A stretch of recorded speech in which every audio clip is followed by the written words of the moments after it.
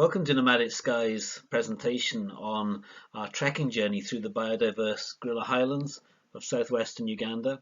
Thanks for your time and thanks for joining us. I'm going to take you through a journey that we scoped fairly recently, so in February 2023, and an area which I believe is actually one of the most beautiful and diverse areas in the whole of the African continent.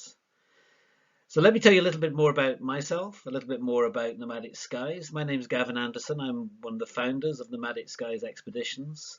I'm somebody who actually doesn't come from a travel background, but from an international development background, having worked in international development for over 30 years in Africa, in Asia, in the Caucasus, in Eastern Europe, and working a lot in rural places. And this is what brought me into working with tourism.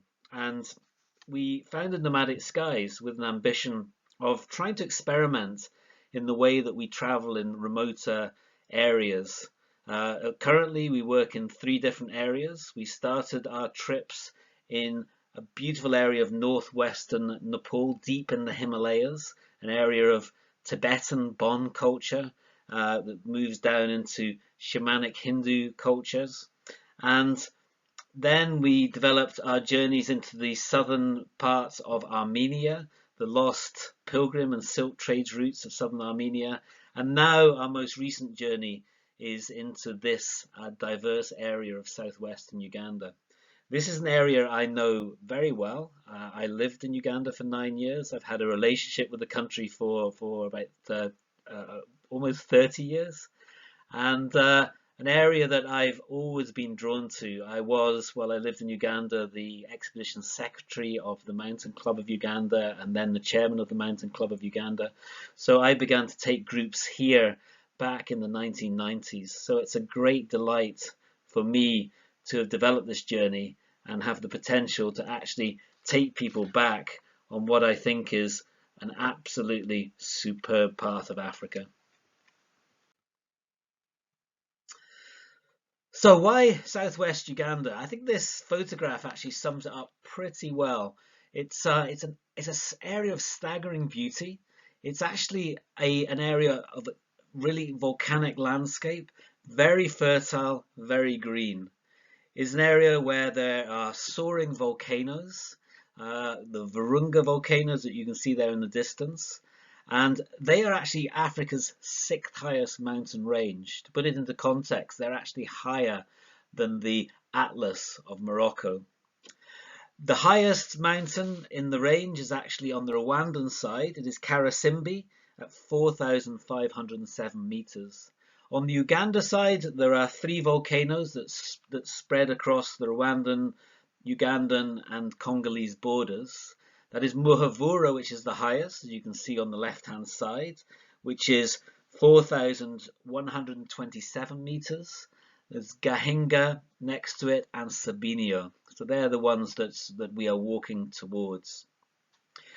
It is an area of cloud and equatorial forest, as we'll discuss, and also an area that's actually quite highly populated, a rural area but highly populated. It has the Abuchiga people, which actually means the people of the mountain. It has the Banyarwanda, as the name suggests. They're the people who are ethnically linked to the Rwandan, the people of Rwanda, and the Batwa people. They are the indigenous forest people, the people who lived in the equatorial forests of this part of Africa and right into Congo and the Congo Basin. So there are 3 main groups, ethnic groups, that live in this area. And in many ways, that's really what attracts us into this. This is a phenomenally beautiful, diverse area, but it's also an area where cultural exploration and an exploration of people is also fascinating. As I mentioned, this is an area that I know very well, and one that I would rate probably as one of the best trekking areas of Africa. And in many ways, it's actually quite surprising that there are not many people trekking in this area. The route we're going to describe to you just now is not, as I said, a fixed trekking route. It is a route that we have worked together with local guides and with our own local knowledge to put together and bring to you. So let me explain a little bit more about how this journey is set up. It is 17 days, 16 nights. It starts in Kigali in Rwanda and it ends in Entebbe in Uganda. It involves 7 days of trekking and 2 additional days of mountain ascents. The total trek distance is 82.7 kilometers or 51.4 miles. The average per day is 11.8 kilometers or 7.3 miles. Those days give us a degree of flexibility that allows us actually to be adaptable to opportunities with local communities and spend times with local communities. The journey involves crossing 2 volcanic lakes by boat, Lakes Bunyoni and Lake Matanda. It involves crossing 3 forest areas. That's a Chuya Forest Reserve, Umgahinga Forest, which is the national park below the Virunga Volcanoes, a very forested area that spreads also into Rwanda and into Congo, and Bwindi Impenetrable Forest, a superb area of thick, mature forest. It has 2 mountain ascents, as I mentioned. These are actually optional. We're going to be basing ourselves at the foot of the volcanoes for 3 days effectively, and on 2 of the days we'll be ascending volcanoes and allowing people to do other activities if they would prefer. The base camp is at 2,400 meters, and on the higher of the 2 ascents we'll be ascending above 3,600 meters, and the second one up to 3,400 meters. There are wildlife forest guided walks included on this journey, and also a wildlife boat launch that we'll talk about in this presentation.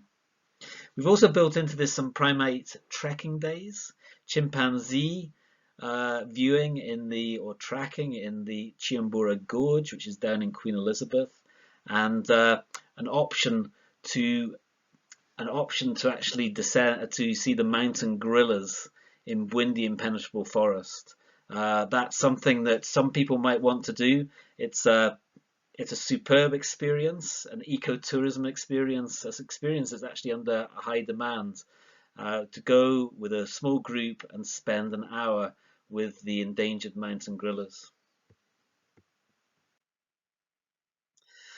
So I wanted people to meet some of our travel partners, our local guides. Yobu Bayomagisha Musuya is our main partner, our lead partner. He's a person who will be guiding these journeys with me. Arthur Musinguzi is part of his group, but we're also going to be joined by other people along the way. In fact, quite a number of people. I didn't put all the photographs up here, but you'll see me sitting there next to Johanna Bararo, who's a Batwa guide from the forests of Echuya. There is William Musinguzi, who's also a Batwa guide from the forest, from Bwindi Forest. Everest, who is a specialist in birding. And then what you'll also find along our way is that we'll be working with national park guards and guides. They're actually very skilled, who will take us along some of these journeys and show us, they'll be showing us the bird life, the plants, the animal life. So there are a number of local people which are working with us on these journeys, and I'll show you a little bit later some of the hosts as well that we'll be linking with. So where are we talking about? One thing I'd recommend, that if you want to have a little bit more of a detailed look at the route that we've put together, you can go onto our website that's noted there, scroll down on the Uganda page, and you'll find an interactive map that's linked to Google Earth. So that will show you very clearly, and you can zoom right in there to sort of see the route, understand more about the different sections of that route. So let me talk a little bit about exactly the location of this trek. We are, of course, talking about East Africa. We're talking about the Great Lake region of East Africa. This is an area which is in the Western Rift Valley, or the Albertine Rift Valley. When the Great Rift Valley of Africa splits into 2, the Western and the Eastern. This is the Western Rift. And what you'll see on that map, if you look towards the north of the southwest, you'll see what's marked as Margarita Peak at 5,110 meters. This is the Ruwenzori Mountains, the 3rd highest mountain range in Africa, which are just north of where we are. It is also an area of great beauty. It does not have the same diversity as we're talking about where we're looking at, which is down here. It's a group of glaciated mountains, the Ruwenzori, but the minute you begin to trek into them, you'll leave villages behind. Our interest is to trek in a highland area where we combine culture, wildlife, and landscapes. You'll notice I put a line in there. That is the equator, so we're actually very close to the equator. This is an equatorial area of Africa. If we look at the overall journey, you can see it starts in Rwanda, in Kigali.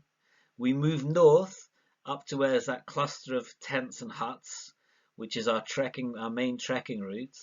Then our plan is actually to move north, actually towards the foot of the Ruwenzori, where we will actually drop into the Albertine Rift Valley to Queen Elizabeth National Park, the largest national park, spending 2 nights there, where we'll actually have a chance to see some of Africa's classic big game: elephants, buffalo, hippopotamus, crocodile.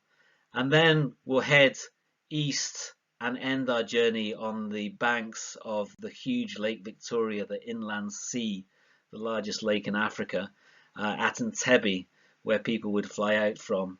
We'll be crossing the equator as we go to Entebbe. So looking a little bit closer in on that journey, this is the trekking portion of the journey. You'll actually see 3 different colors of line. The red is our journeys by foot. The blue is our journey by water, and there'll be, as we mentioned, 2 lakes that we will be crossing. And the black is our vehicle. This journey is vehicle supported, and there's some sections where we'll actually be picked up by a vehicle and just taken a short distance to the starting point. You'll notice the 3 forest areas. The first one here is closest to Lake Bunyoni, our starting point, is a Chuya forest, the smallest of the 3 forests. It is an area of forest that has a wetland in the center. And when you go into that wetland, there's an amphitheater of large mature trees around that wetland. Then we move to the very southwesterly corner of Uganda, which is the forest that's around the Virunga Volcanoes, Umgahinga National Park. We spend 3 nights there, and then we move north across Lake Matanda up to Bwindi Impenetrable Forest, where there is an opportunity, if people want to see mountain gorillas before we traverse that forest from south to north and end up in Bahoma before we head up to Queen Elizabeth National Park. So let me explain a little bit more about the elements of this journey. An absolute fundamental part of Nomadic Skies is people and a kind of cultural exploration, community interaction. And along our journey, we'll be visiting a number of different people. We'll be meeting a number of different people. And I've just put up a little variety of some of the types of people that we would be expecting to meet. On the left-hand side there is Bararo Gat, who is a traditional herbalist. On the shores of the village called Kabahinga, he will explain more about traditional healing practices, some of the traditions in that area. An elder whose wisdom has been handed down through different generations. Then beside him is Eliza. Eliza is a coffee farmer, somebody we met because she showed us how she grew coffee, how she picked coffee, how she roasted coffee, how she ground coffee, how she dehusked coffee, and then making us actually coffee in what she called Eliza's coffee shop, basically a small hut on her farm. But a fantastic experience, sort of link with people like Eliza. Beside Eliza, there's Tom Karumire. Tom is one of our hosts, our community hosts in our 4 community camps on an island in Lake Bunyoni. He actually owns one of the islands. There's many of the islands of that lake that are beginning to be bought by other people, outsiders. Tom is still one of the local people who owns an island, and he'll be one of our hosts. He is a consummate host. He's a storyteller, and spending an evening by the fire with someone like Tom is a fantastic experience. And then beside Tom, there's Lydia. Lydia we met because she was showing us on her farm how she uses banana plantain to make banana juice and to make banana beer, and then also banana spirit. And a great host as well, somebody who's great to meet. But along our way, we're continuously meeting people. We actually believe in the idea of allowing for serendipity, where you can actually have a little bit of flexibility within your time frame, so that if you get invited or something is happening, some events are happening, the ability to go in and be flexible and actually see that and interact with people.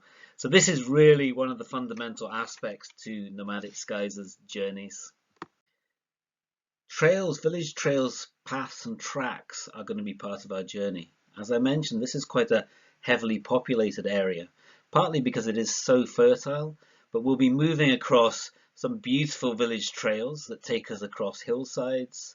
They'll take us between stands of forest. They'll take us through fields of banana, of tea, of coffee and vegetables. And we'll also be meeting people along the ways. So village trails, paths and tracks, very much part of our journey. We'll be traveling across two of the crater lakes of this region. The first one we'll cross is Lake Bunyoni, which is the beautiful lake you can see just at the bottom of the screen, an area studded with different forested islands. And we'll be crossing that by both local motorboats, as you can see on the left-hand side, planked motorboats, but also we'll be using some local dugout canoes for part of our journey as well. Chance for us to actually see the traditional ways in which people cross the lakes of this area. And it's a fabulous way to cross. We'll be using life jackets, of course, but they're surprisingly stable actually. And there's a chance to row across. For those maybe slightly more timid, there'll also be a support boat, which is more like the ones on the left.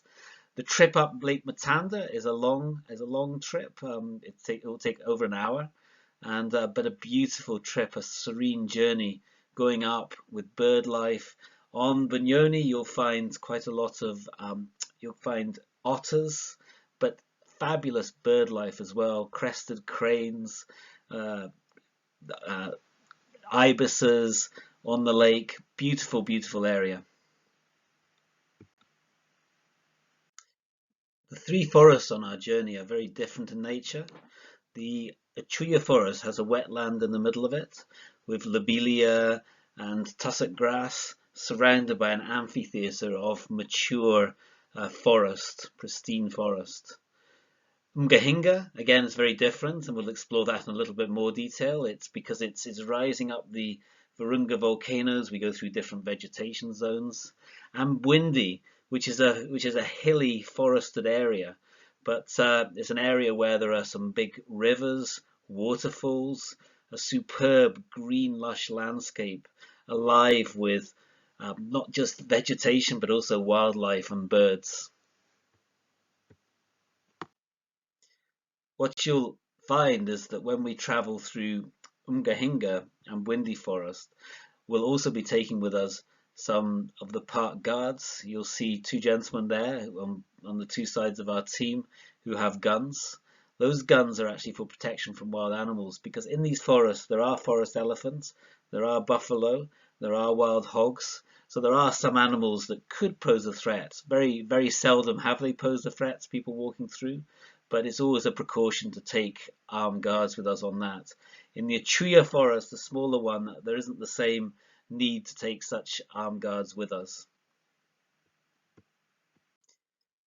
So while we're talking about the forest, let's talk a little bit about the Batwa people. The Batwa people are sometimes called the conservation refugees of Uganda. They were forcibly evicted from the forests of Uganda in the early 1990s due to conservation pressure. Part of it was that there was a protection drive for the forests, the mountain gorillas, and people were evicted from the forests. These are the people who were hunter-gatherers within the forest. Their whole life, their spirituality revolved around the forest. And of course, as we all know, when indigenous people are disconnected from their way of life, it causes many problems, economic problems, social problems, and mental health problems. And this has been something that has featured with the people of the Batwa over the last 30 years. There has been tourism evolving around the Batwa people, and sometimes I think you could question the ethics of this type of tourism.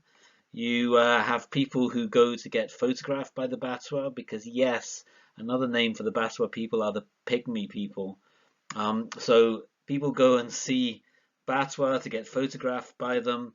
You also tend to find that the culture is being undermined by tourism, I would say, because you are finding that the Batwa people are beginning to play a certain role. You'll see the gentleman in the BBC article there who's wearing a very elaborate type of clothing that really is not traditional to the Batwa people. The brown material is bark cloth, something that is indigenous to the center of Uganda, not to this area, and particularly not to the Batwa.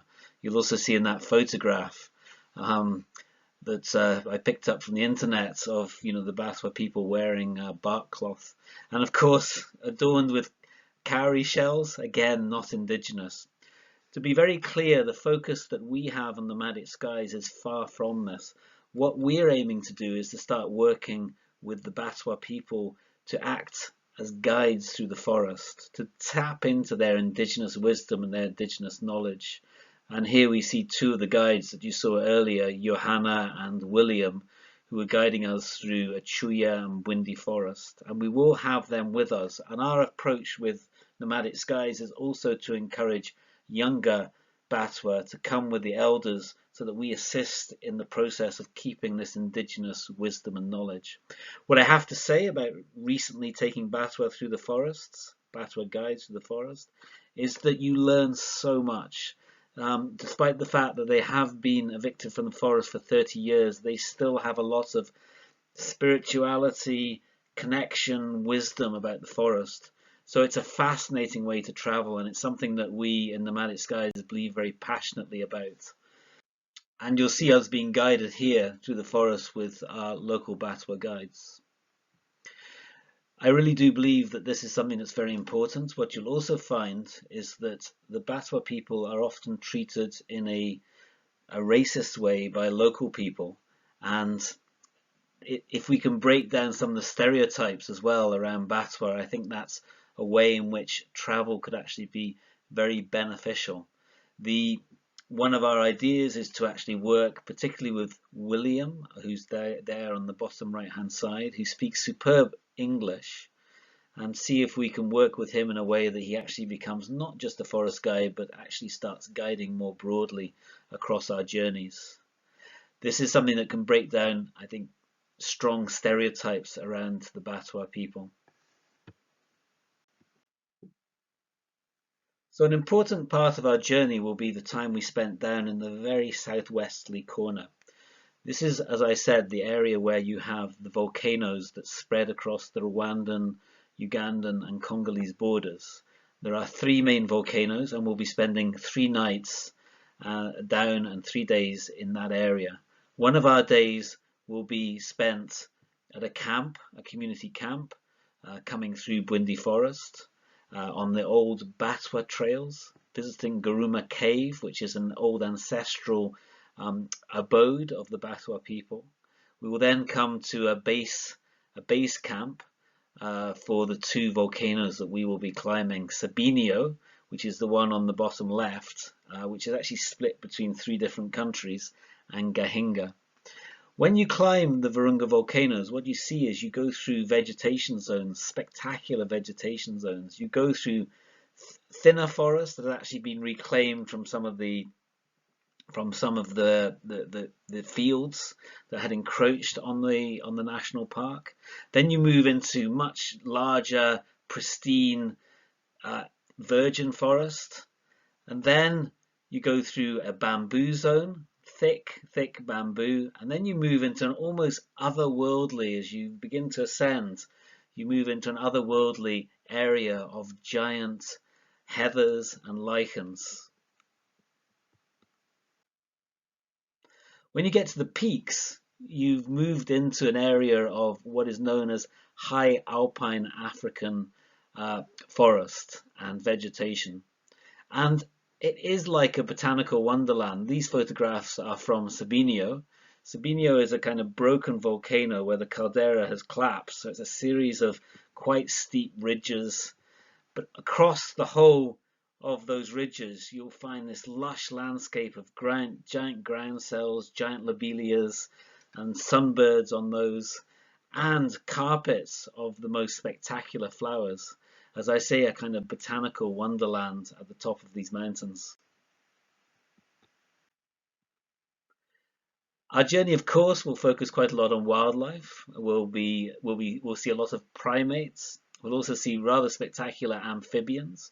On the right-hand side, you've got Jackson's three-horned chameleon, which is endemic to the indigenous to the area of those forests. You've got turacos, amazing insect life as well.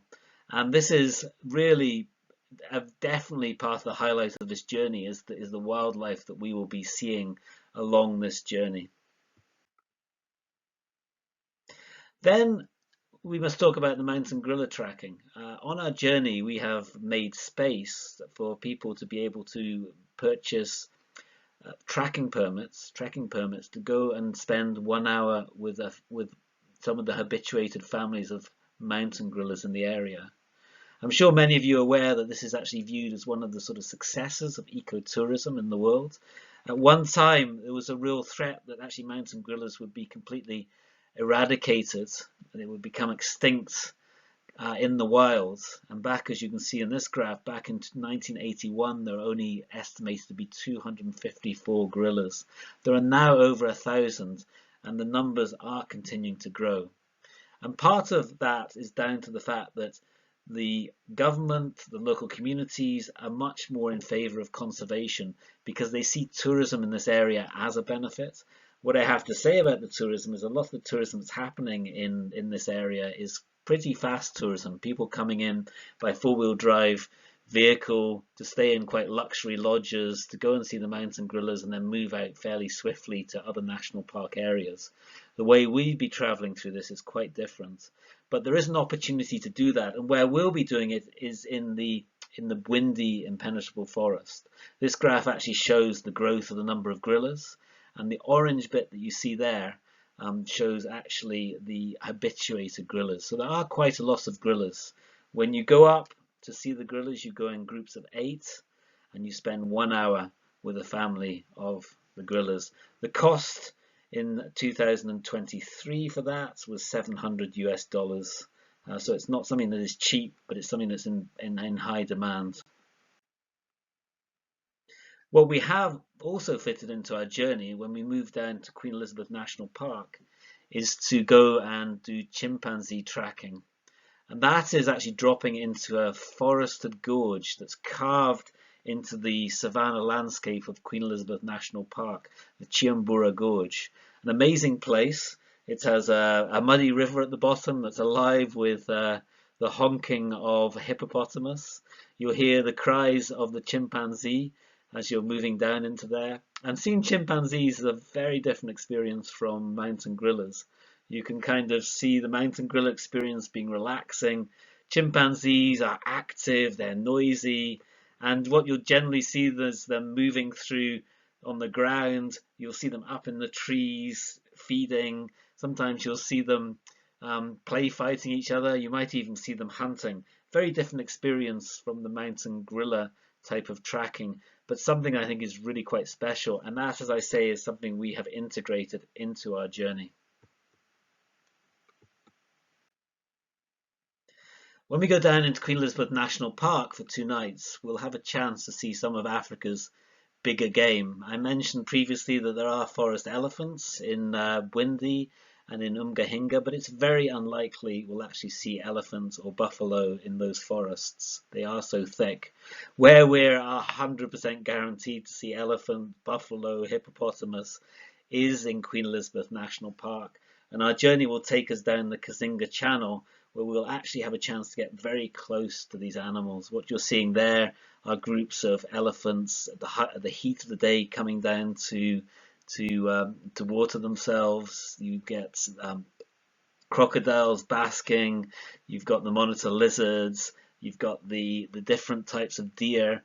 It's an amazing national park, and I think it's such a contrast when you move out of the Gorilla Highlands to come down to this savanna area. We're actually going to be viewing this from a community launch that we'll actually charter, which will take us down for a couple of hours down the Kazinga Channel. And it's actually quite surprising how close you can get to the animals as you do this. There's a short video I've taken here that just gives you a little sense of the variety of animals and actually how close you can get to seeing them.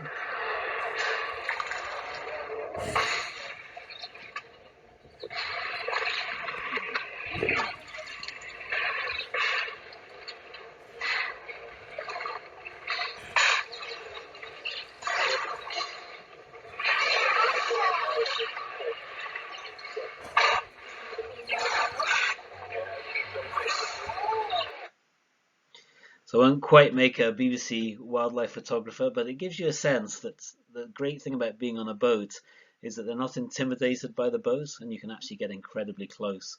So quite a phenomenal experience to cap off our trekking through the Gorilla Highlands. So let me talk a little bit about some of the logistics of this journey. The accommodation first of all. So we'll do 4 nights in hotels, nice, good quality hotels. 1 night in Kigali. 1 night in a very nice lodge on Bunyoni, Lake Bunyoni, and then our last 2 nights will be in Entebbe. We'll also be having 4 camp nights. They will be tents that we bring with us that will be staying with local communities, hosted by local communities and households. A great way of actually getting really close, places that tourists don't stay usually, and a chance to get close to communities, to share with communities. And then we'll be spending 8 nights in community or locally owned huts and lodges along the way. So let me give you a sense of what those look like. So many of the huts that we'll stay in are thatched huts. As I say, we focus very strongly on community owned, locally owned. We believe quite strongly that that is the way to go. There is in some of the areas of the southwest of Uganda quite a lot of land grabbing going on, where foreign investors are buying up land from local people. So we want to support community initiatives, and these are usually in pretty nice places. The one on the left in Umgahinga is right beside the forest. Thatched huts, maybe about the more basic end of our spectrum of huts, but still with good beds, clean sheets, ensuite facilities with hot showers. Then we'll be going on to Lake Matanda, as you can see just below that, which is actually fixed tented camps, again locally owned, but with facilities, toilets there, showers. Then we'll be moving up to Rushaga, which is where we will be seeing the mountain gorillas for 2 nights, and that is a beautiful camp with very nice rooms overlooking an area of wetlands where often elephants might come in to graze, but other monkeys come through. Even mountain gorillas have been known to come into that clearing, so a fantastic place to also see bird life. Then we'll be moving to the north of Bwindi to Bahoma, which is a community-owned series of huts, again right next to the forest. So these places tend to have fabulous locations. And our last is a locally owned lodge overlooking the Kazinga Channel, the thatched hut you can see on the top right, and that's a place where you'll hear the honking of hippopotamus and spectacular views across the Kazinga Channel. So in terms of trek difficulty, what I would encourage you to do is to download our brochure or contact us for the detailed itinerary. As you'll see in that, there is a little graph that actually shows the trek route, the distance and the altitude gain and loss across the whole of the journey, and also a detailed description of each day. So do contact us for this, or download it from our website and have a look at that, and you'll get a better understanding of the complexity. What I would say is the most difficult day is definitely the ascent of Sabinio, which is an optional day. Other days tend to be much easier than that. The average trek distance is not so long. It gives us flexibility to interact with communities. But if you have any concerns about trek difficulty, just feel free to get in contact with us. We can discuss that with you.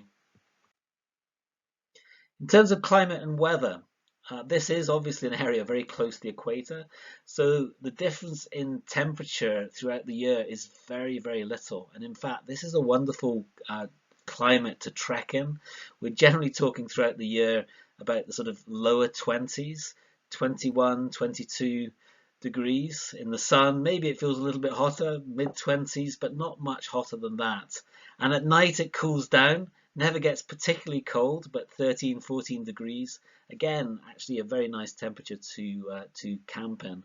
And the temperature that's actually quite nice to have a fire. You'll find in many of the places we stay, we light a campfire, or campfires are lit for us inside some of the buildings. And so beautiful trekking temperature. What is a consideration, much more than temperature, for when to walk in this region is obviously rainfall. These are rainforests, and some times of year there are quite heavy periods of rain. You'll see there's very much two distinct rain seasons in this region, and the best times to trek is actually particularly the summer, June, July, August, and winter, December, January, February. We were there in February, and we didn't get any rain, but by March there was actually beginning to have quite a lot of rainfall. So those are the days in which, those are the times of year in which we will run our trips. Summer, June, July, August, possibly winter. And finally, on a few of the logistics, the sizes of our groups we take are 8 to 10 participants, 10 being maximum. It's going to be internationally and locally led. By myself, particularly in the first few years, as we build this relationship with the communities, and Yobubaya Mugisha will be the lead local guide. This is a vehicle supported trip, which means our luggage and equipment will be transported by a pickup truck. That means we don't have to carry anything heavy with us. We just have to have a day sack with water, our waterproofs, our packed lunches, etc. If in terms of costs, we just ask you to go and check our website for the costing.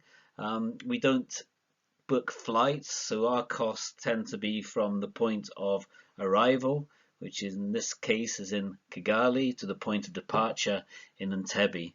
So we can help and advise on flight booking, but our prices focus on that and pretty much covers all the costs in between. You can read on our website about those costs. Our booking process: if you ask us for a form to register interest, we get you to fill in that form. Then we like to have a chat with you, and then our journeys are confirmed when we have 8 people registered for the trip, and then we ask for a down payment to be made with a balance due 6 weeks before departure. What I would say is that if you are interested in the mountain gorilla tracking permits, then that's something that needs a little bit of pre-planning. They are permits that are quite heavily in demand, so I would say at least 6 months before. So do please contact us early. Also to mention that we are, Nomadic Skies Expeditions is a full member of the UK Travel Trust Association, which provides you with 100% consumer guarantee. What that means is the money that you pay gets put into a trust account, and when you pay money, we give you an insurance certificate. That means if we don't deliver the trip, then you're given a full refund on that. Thank you very much for your time, and if you'd like to get in contact with us to find out more, we're always very happy to link up with people directly and have a chat to them. Do visit our website. My email address is there, and I hope that maybe you'll be encouraged to come and join us on one of our trips. Thank you for your attention.